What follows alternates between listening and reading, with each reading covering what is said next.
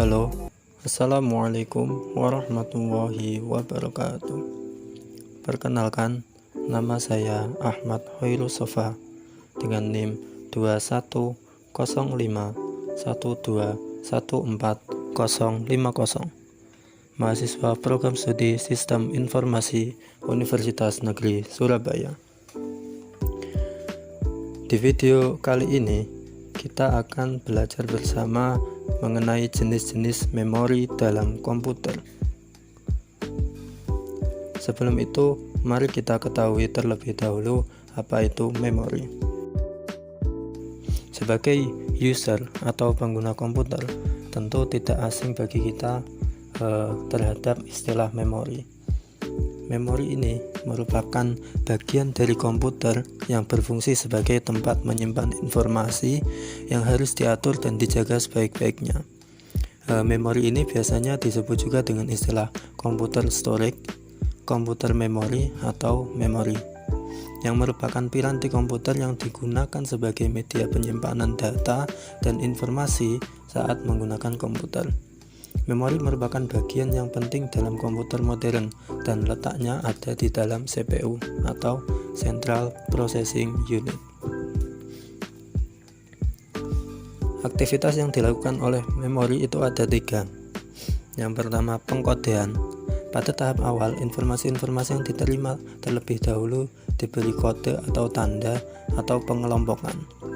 Kemudian penyimpanan. Setelah informasi tersebut diberi kode, kemudian diteruskan ke tempat penyimpanan. Di tempat penyimpanan, informasi akan bertahan di dalamnya sampai suatu saat dibutuhkan untuk dimunculkan kembali. Tak semua informasi yang diterima dapat disimpan. Waktu penyimpanan tergantung pada kualitas dan kapasitas tempat yang dimiliki. Kemudian aktivitas pemanggilan kembali. Pada tahap ini, informasi-informasi yang telah disimpan dapat dipanggil kembali sewaktu-waktu sesuai dengan kebutuhan. Walaupun tidak semua informasi dapat diterima atau disimpan dapat dipanggil kembali, karena sebagian atau bahkan semua informasi yang disimpan dapat hilang atau tertutup oleh informasi yang lain. Nah, selanjutnya kita akan bahas dari jenis memori itu ada yang namanya volatil dan non-volatil. Kalau volatil memori itu perangkat penyimpanan data yang membutuhkan daya listrik untuk mendukung fungsinya dalam menyimpan data. Jadi, jika dukungan daya hilang, maka memori yang disimpan juga akan hilang. Contoh volatil ini adalah RAM. Kemudian yang kedua, non-volatil. Kalau non-volatil ini, memori memerlukan perangkat penyimpanan daya tidak membutuhkan daya listrik untuk mendukung fungsinya dalam menyimpan data. Jadi jika sewaktu-waktu komputer kita tiba-tiba tidak dialiri oleh daya listrik, maka data yang disimpan masih tetap ada dan tidak akan hilang. Contoh yang non volatil ini adalah ROM.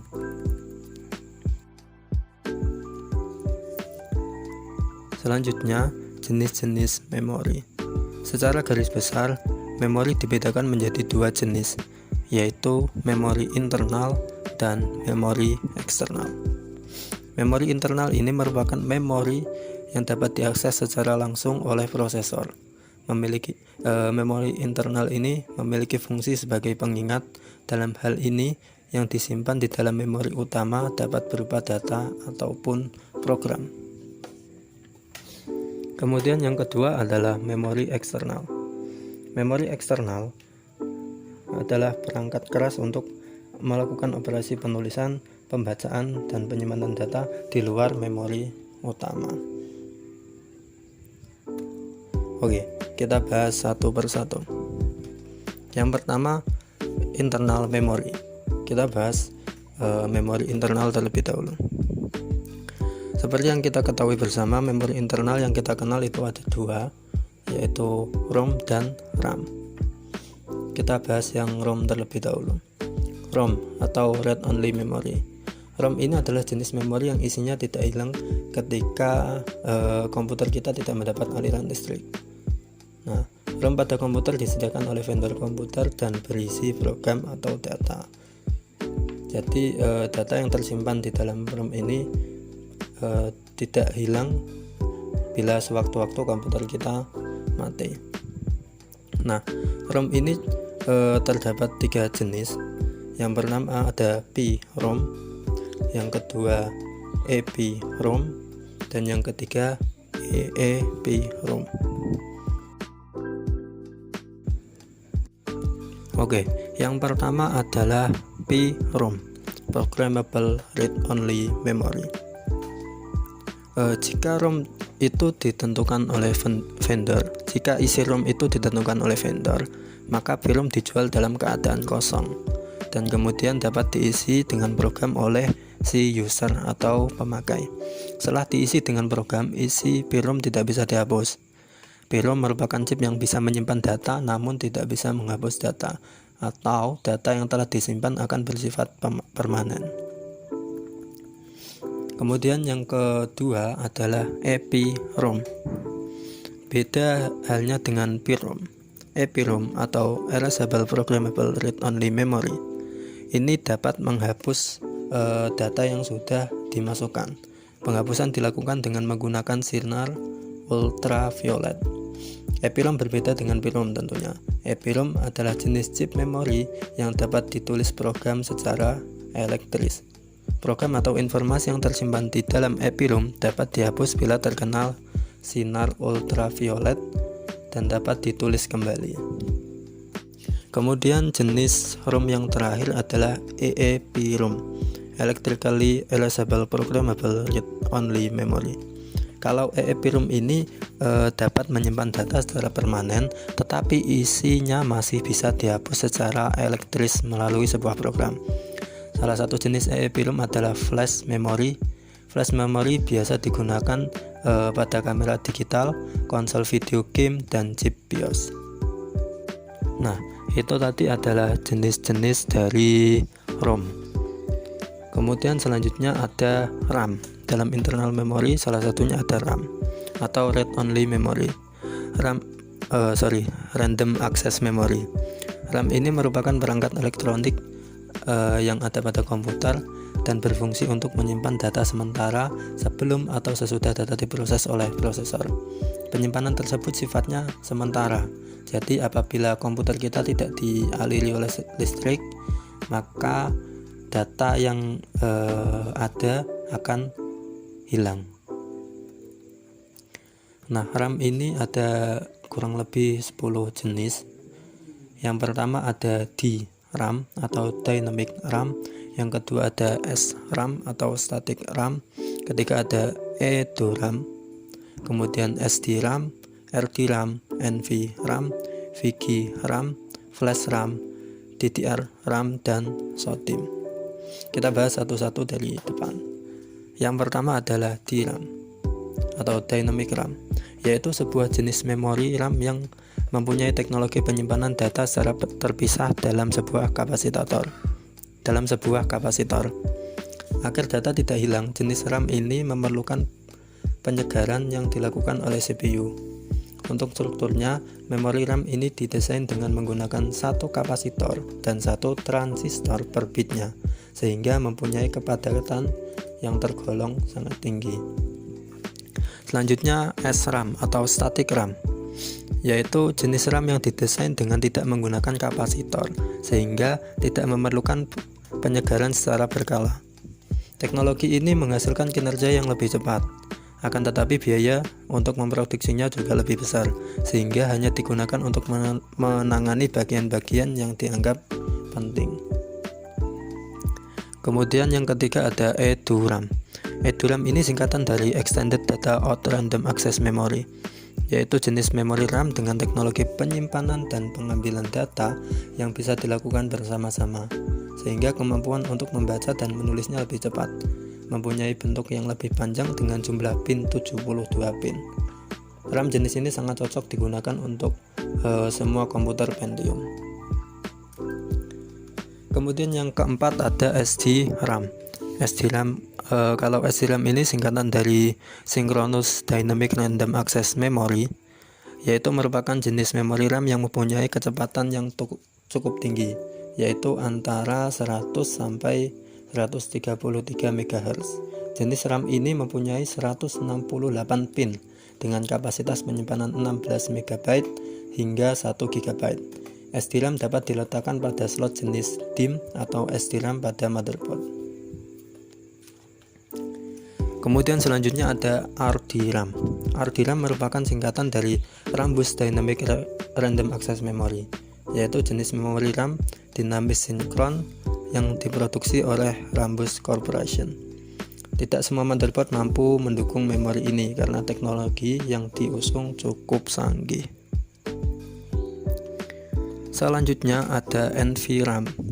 Kalau NVRAM ini kepanjangannya yaitu Non-Volatile Random Access Memory, yaitu sebuah RAM komputer yang dilengkapi dengan baterai lithium, sehingga apabila sobat mematikan komputer dengan data Anda tidak akan hilang. Selanjutnya ada VGRAM. Kalau VGRAM ini berhubungan dengan videografik random access memory ini merupakan memori komputer yang dikhususkan untuk video adapter. Besar kapasitas memori sangat menentukan sekali terhadap kualitas video yang akan dihasilkan. Kemudian selanjutnya ada flash RAM. Flash RAM ini merupakan jenis memori dengan kapasitas penyimpanan yang tergolong rendah. Untuk dapat bekerja dengan optimal, memori ini memerlukan refresh dengan daya kecil. Biasanya memori komputer ini banyak digunakan untuk perangkat elektronik seperti ponsel-ponsel lama, VCR, dan juga televisi. Kemudian selanjutnya adalah DDR-SRAM. DDR-SDRAM merupakan singkatan dari Double Date Rate SDRAM, yaitu sebuah jenis RAM komputer yang mampu menjalankan 2 instruksi sekaligus dalam waktu yang sama.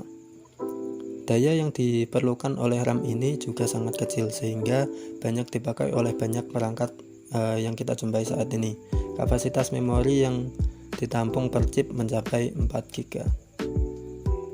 Dan jenis RAM yang terakhir itu SODIMM, merupakan singkatan dari Small Outline Dual Inline Memory Module, yaitu jenis RAM komputer yang banyak digunakan untuk perangkat laptop atau notebook. Walaupun ukurannya cukup kecil, akan tetapi kapasitas penyimpanannya sangat besar. Oke, itu tadi adalah pembahasan mengenai internal memory. Selanjutnya kita akan bahas tentang external memory. External memory ini sebenarnya ada banyak contoh. Kita ambil contoh yang pertama, ada hard disk. Mungkin banyak dari kita mengira bahwa memori internal, padahal jika dilihat dari sisi definisinya, hard disk itu masuk ke external memory, bukan internal memory. Fungsi hard disk adalah sebagai alat untuk menyimpan aplikasi, software, dan juga file-file ke dalam komputer atau laptop. Hard disk juga sudah ada dalam bentuk eksternal yang fungsinya sebagai alat cadangan penyimpanan data-data yang lebih besar. Kemudian ada floppy disk. Sebelum adanya flash disk, dulu alat untuk memindahkan file secara portable adalah menggunakan floppy disk atau bisa disebut disket. Disket ini berbentuk persegi dengan adanya cakram di dalamnya. Fungsi disket sendiri adalah sebagai alat untuk menyimpan data yang dapat dibawa kemana-mana. Ukuran memori dari disket biasanya tidak lebih dari beberapa megabyte saja, jadi ukurannya sangat kecil ya. Kemudian yang terakhir kita ambil contoh flash disk. Kalau flash disk itu banyak kita jumpai sekarang ini. Jadi sebenarnya flash disk itu merupakan hasil pembaruan dari floppy disk tadi, dengan ukuran yang bermacam-macam dari yang sedang hingga yang kecil. Flash disk kini lebih banyak digunakan oleh masyarakat.